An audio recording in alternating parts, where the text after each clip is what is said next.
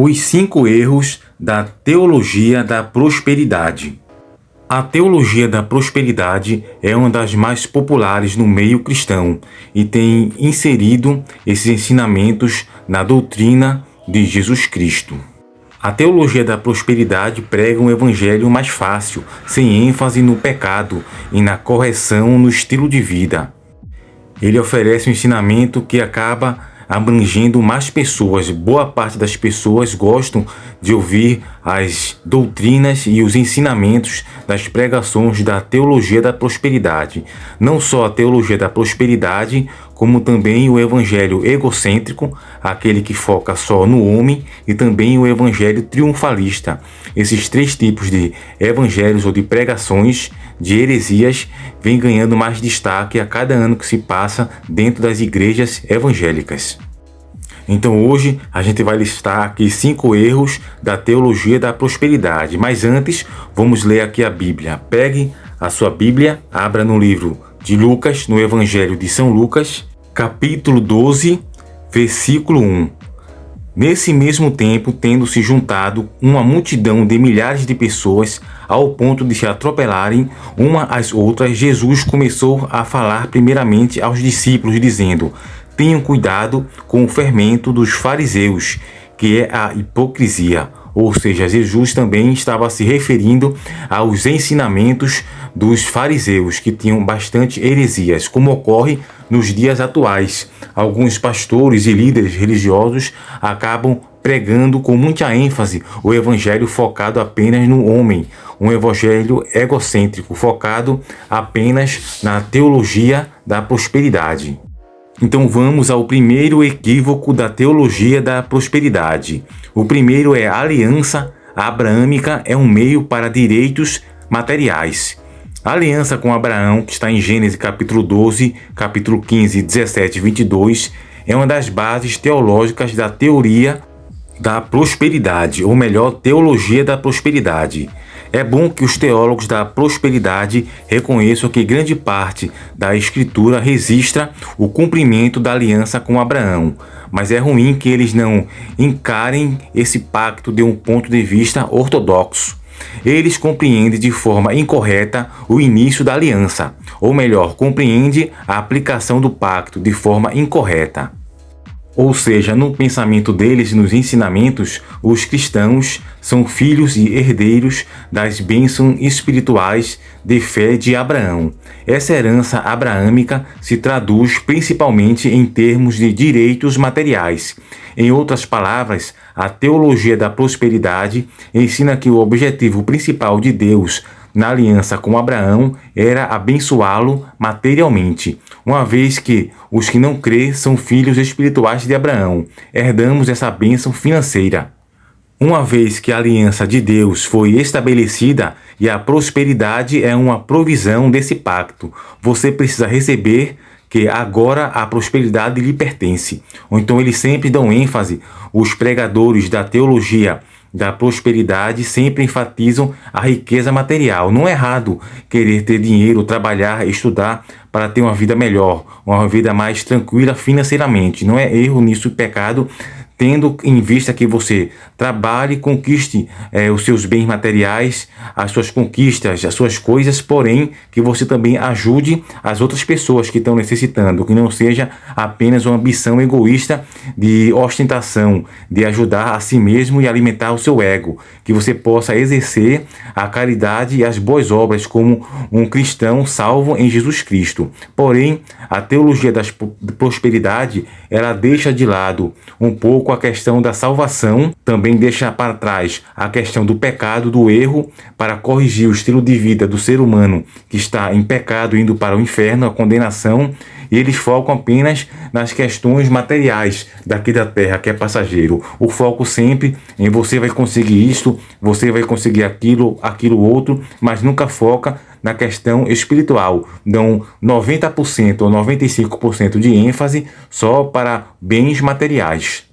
Então, para apoiar essa reivindicação, os mestres da prosperidade apelam para Gálatas, capítulo 3, versículo 14, o qual se refere à bênção de Abraão, que chega aos gentios em Jesus Cristo. Mas ali a bênção de Abraão que chega aos gentios, que éramos nós no caso, é a salvação, a expiação de Jesus Cristo na cruz, morrendo pelos nossos pecados e ensinando o estilo de vida que é o Evangelho, que o homem, em seu estado natural, está condenado. Ele já nasce condenado, indo para a perdição eterna. Os seus erros e seus pecados já naturalmente o levam para a perdição, para o inferno. Então, Jesus Cristo veio converter e mudar o rumo de todo ser humano. E essa bênção de Abraão, que chega para os gentios, é a salvação, e não questão de bem materiais. Óbvio que você, seguindo o Evangelho corretamente, vai ter uma vida mais abundante. Porém, não é a ênfase principal do Evangelho ensinado por Jesus Cristo. Então você vê que já está um equívoco em questão a essa bênção de Abraão, que não tem nada a ver com bens materiais. O foco era outro, era a salvação em Jesus Cristo, a salvação de nossas almas. A segunda questão agora, o segundo equívoco, a expiação de Jesus estende-se ao pecado da pobreza material. Este ensinamento aqui tem muita ênfase no Evangelho triunfalista também.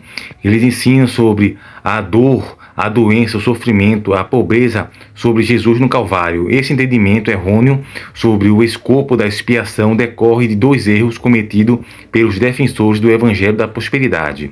Em primeiro lugar, muitos dos que apoiam a teologia da prosperidade se equivocam num ponto fundamental quando a vida de Jesus. Por exemplo, o professor John Avanzini declarou em um programa da emissora TBN que Jesus Cristo teve uma casa boa, uma casa grande, e que ele tinha grande quantidade de dinheiro. No caso, isso é um equívoco. E até disse que Jesus usava roupas de grifes.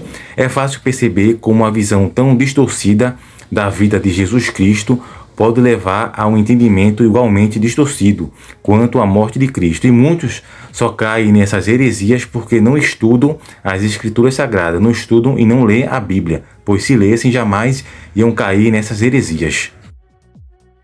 Um segundo erro que gera um conceito defeituoso sobre a expiação está na má interpretação de 2 Coríntios capítulo 8, versículo 9, que diz: Pois conheceis a graça de nosso Senhor Jesus Cristo, que sendo rico se fez pobre por amor de vós, para que pela sua pobreza vos tornassem ricos, enquanto a leitura superficial deste versículo possa levar à crença de que Paulo ensinava sobre o aumento da riqueza material. Uma leitura contextualizada revela que ele ensinava, na verdade, o princípio oposto. De fato, Paulo ensinava aos coríntios que, por Cristo ter realizado tanto para eles através da expiação, eles deveriam esvaziar-se de suas riquezas a serviço do Salvador. E por isso que apenas 5 pequenos versos depois, Paulo insta os coríntios a darem suas riquezas aos seus irmãos necessitados, escrevendo: a vossa abundância no presente e a falta daqueles. 2 Coríntios capítulo 8, versículo 14. Veja que Paulo aqui incentiva a eles praticarem a boa ação, no caso, ajudarem os necessitados para provarem mesmo que eles são de fato cristãos, e não apenas ficar juntando riquezas para ficar cada vez mais ricos e ter a ostentação, poder mostrar para os outros que é rico e etc. O terceiro equívoco é um dos mais famosos no mundo e no meio cristão, no contexto em que vivemos. Cristãos ofertam a fim de obter compensação material da parte de Deus. Uma das características mais marcantes dos teólogos da prosperidade é a sua aparente fixação sobre o ato de ofertar. As pessoas são instruídas a ofertar generosamente, confrontadas com declarações piedosas como, abre aspas, a verdadeira prosperidade é a capacidade de usar o poder de Deus para atender às necessidades da raça humana em qualquer esfera da vida. Ou fomos chamados para financiar o Evangelho ao mundo, ainda que tais declarações pareçam louváveis, essa ênfase na oferta está baseada em motivos que são tudo menos filantrópicos.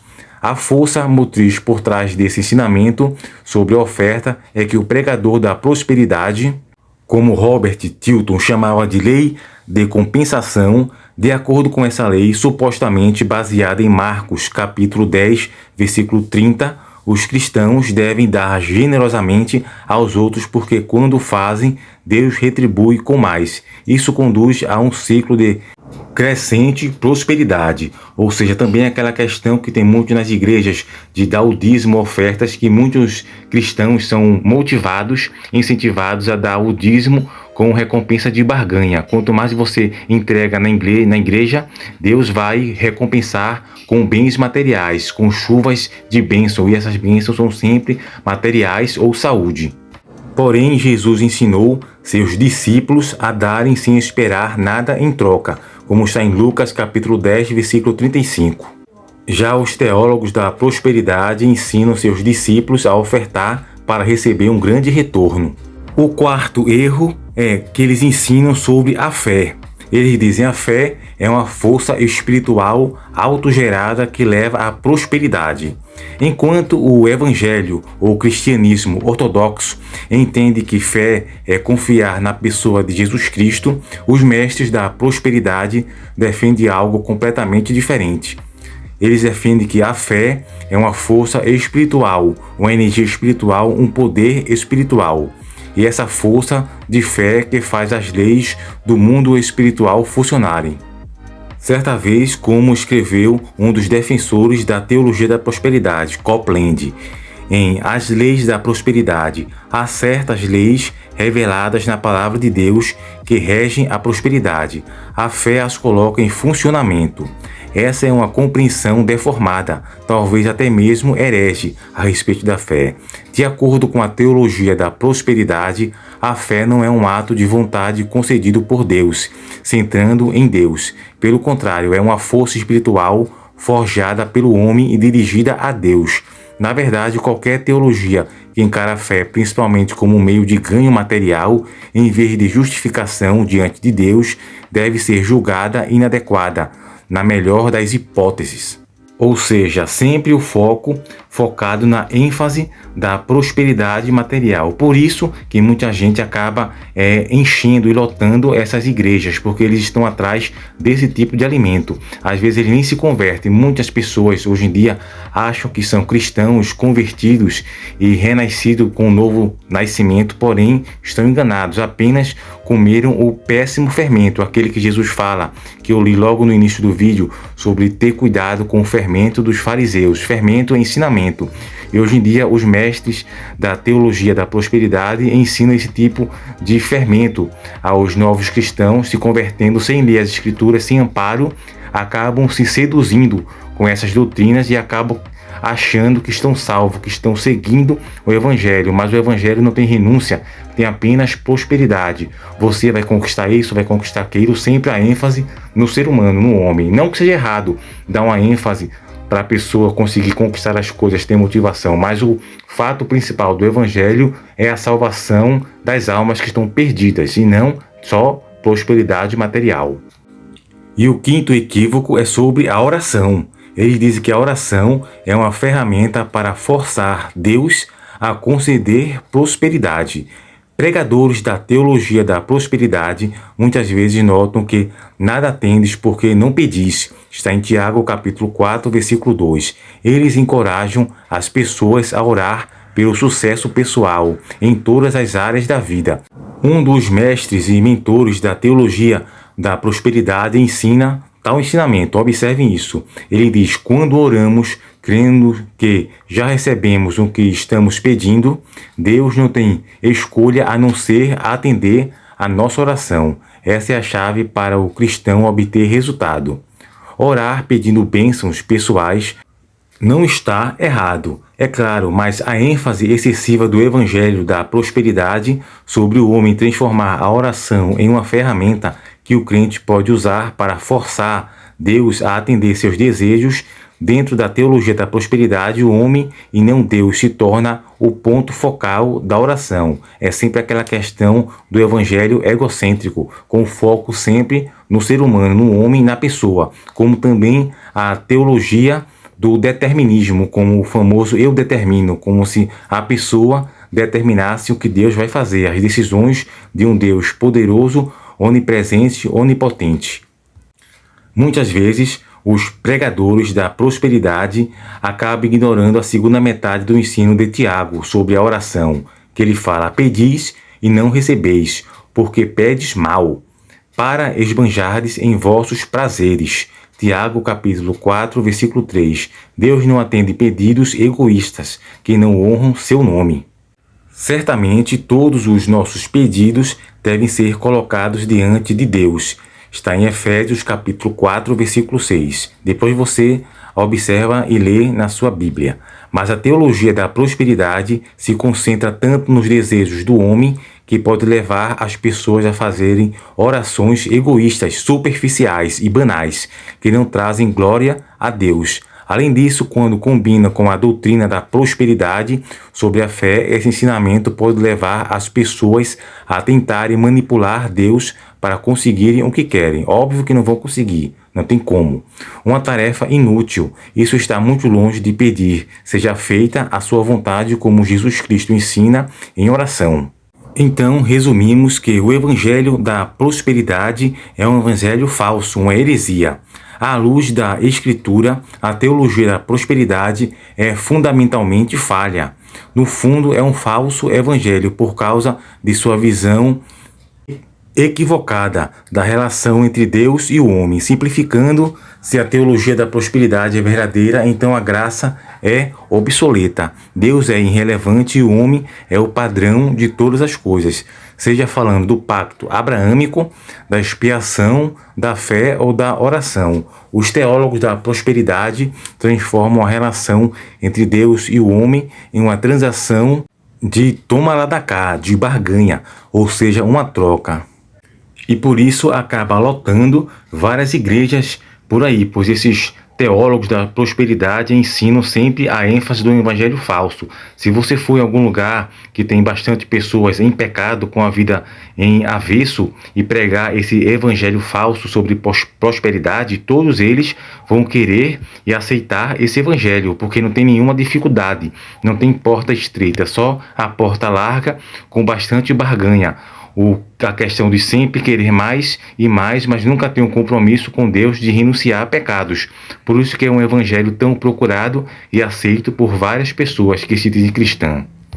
Então, amados irmãos, chegamos aqui ao final do vídeo. Espero que você tenha gostado e entendido um pouco sobre os erros da teologia da prosperidade.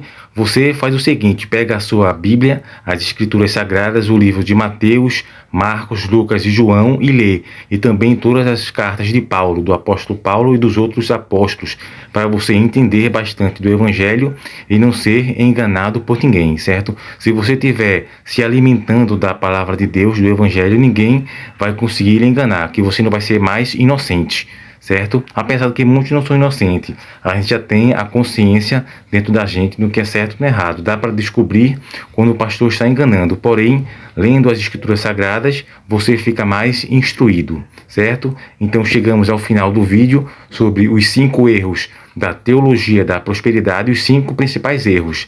Tem mais erros, certo? A gente vai abordar mais temas aqui no canal sobre teologia da prosperidade, o evangelho egocêntrico, focado só no homem, e também sobre o evangelho triunfalista, que prega apenas triunfo, que o crente não pode ficar doente, não pode ter problemas, dificuldades. Então essa também é uma famosa heresia, pregado por alguns pregadores brasileiros, muito famoso aqui no Brasil, certo? Então chegamos ao final do vídeo. Curte, comente, compartilha e passa esse vídeo para mais pessoas, não por questão de vaidade de julgamento, mas apenas as pessoas possam estar instruídas sobre o Evangelho de Deus, ok? Então, fiquem na paz, até o próximo vídeo.